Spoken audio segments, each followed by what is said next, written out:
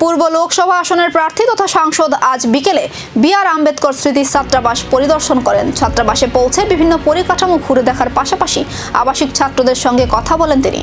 ছাত্রদের সুযোগ সুবিধা, পরিকাঠামো এবং বিভিন্ন সমস্যার বিষয়েও খোঁজ খবর নেন সাংসদ। তার এই পরিদর্শনকে ঘিরে ছাত্রদের মধ্যেও উৎসাহ দেখা দেয়।